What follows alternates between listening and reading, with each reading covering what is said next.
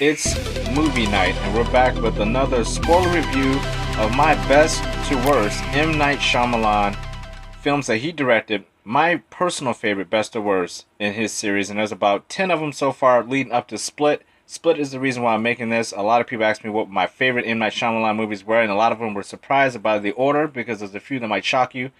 I already did Unbreakable. I'll put a link in the description to that one. If you have not seen my Unbreakable review, spoiler review, go check that one out. That's my favorite M. Night Shyamalan film, and this one is my second favorite, and that is Signs. Signs is directed, obviously, by M. Night Shyamalan, and it stars Mel Gibson as Reverend Graham Hess, Joaquin Phoenix as Merrill Hess. You have Rory Culkin as one of the kids, the little boy. His name is Morgan Hess, and you have Bo Hess, who is played by a very young Abigail Breslin at the time. And this is one of the best films ever made as far as a lot of genres go, because this film really incorporated a lot of different genres as far as the horror genre, a little bit of science fiction, because a lot of this is the point of view of the family, so there's just a family drama. At times it plays almost like a comedy in certain aspects. It's a heartwarming movie. It's a twist at the end. It's M. Night Shyamalan, so you know you're going to have a classic twist. Now, this movie twist is not as quote-unquote twisty as some of the other ones, like The Village and Unbreakable and The Sixth Sense, because the twist in this one, actually, the twist is the title of the movie, in a sense. We'll get to that later. We're going to start off with the characters. Mel Gibson, this might be one of my favorite Mel Gibson performances, just because of the way he has to play emotionally with so many different things going on. Again, this is a spoiler review. If you don't want to know details, please go check out another one of my videos. But if you're fine with that, and I'm sure a lot of you have seen this. If you haven't seen this movie, you have been not doing yourself service. Please go and do yourself a favor and treat yourself and watch Signs. Mel Gibson's character is so complex in this movie because he is a retired reverend. He no longer believes in God, and the reason why is because his wife died tragically in a car crash that was caused by someone else in the movie, who is played by M. Night Shyamalan, of all people, which leads to one of my favorite scenes in the movie. But she's killed in an accident.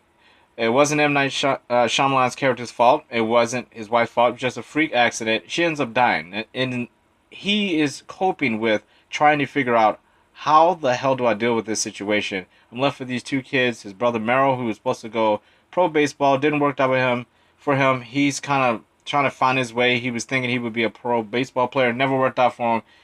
You have these two kids who are very obviously affected by the death of their mother and trying to come to terms with the fact that their father is no longer a believer of God.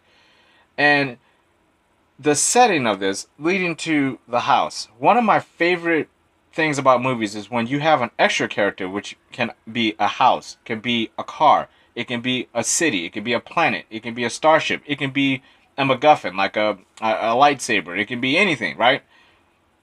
What's great about this film is the house and the field, the crop field, where the actual crop circles are in his field. It is one of the most beautiful sets that fits so well in this movie, because you're going to spend 90% of the time at this house, and the range of emotion from the characters with this house as a backdrop, and what this house basically goes through because of all the memories that was in that house, and what happens at the end, we'll get there, that happens in this house. What's great about this house is, in front of the house, directly in front of it, are the cornfields, the crop circles.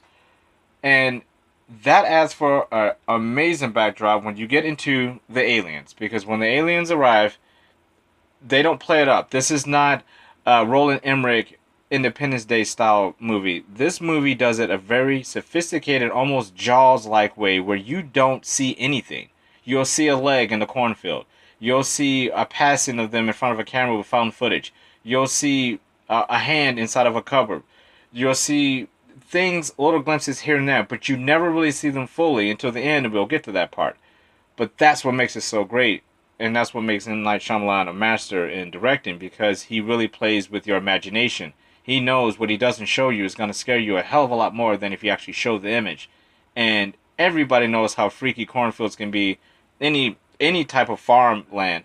My grandmother grew up on a farm. I've been on a farm a million times, and I can tell you, going outside at night, it is pitch black.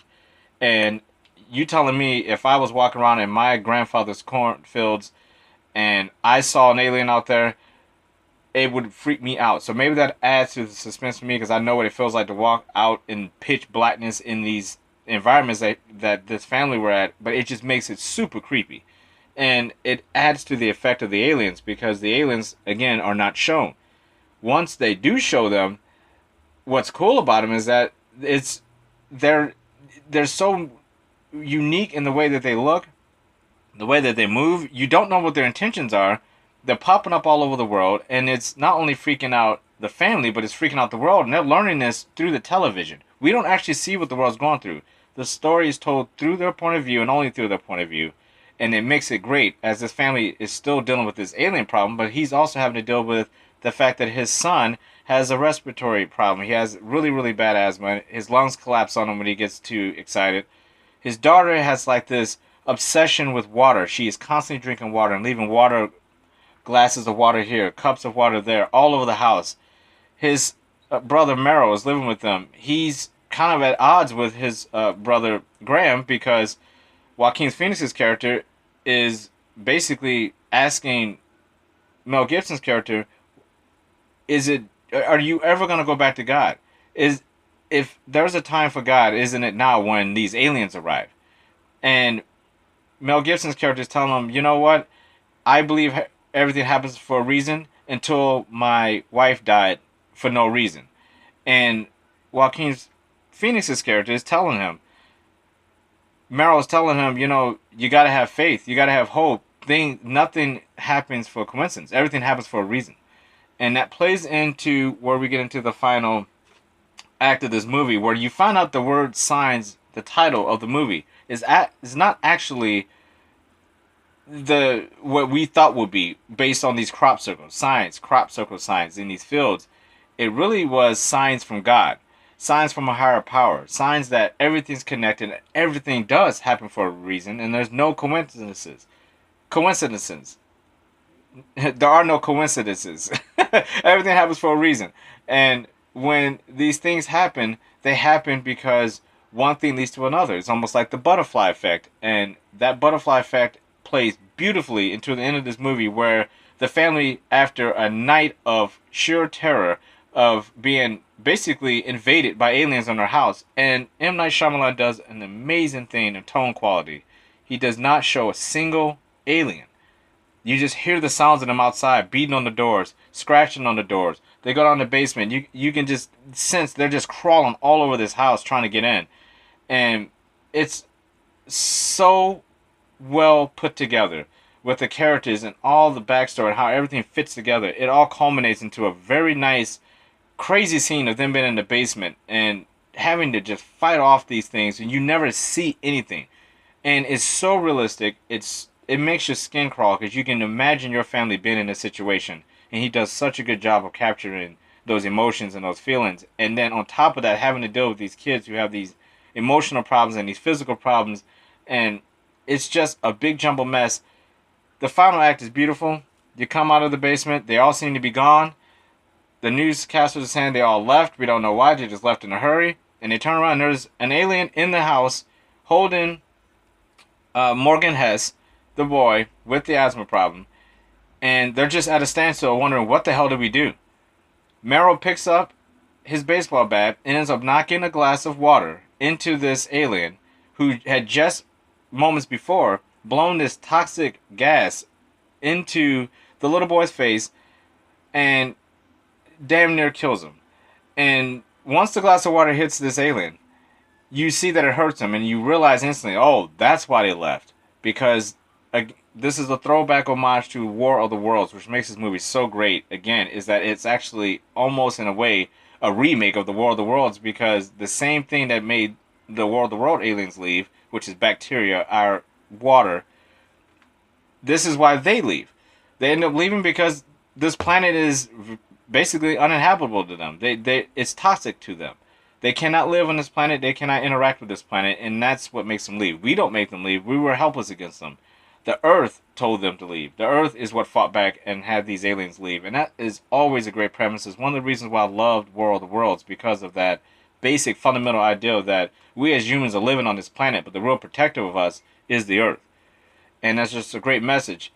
And they end up taking care of the alien, and you take the little boy outside, and we're all thinking, you know, he's going to die. And because of his lung problem, he never actually ingested the whatever the toxin that was uh, airborne that the alien emitted in his face. He never took it into his lungs, so he was safe, which is another sign. Had he not had the lung issues with the asthma, he would have died.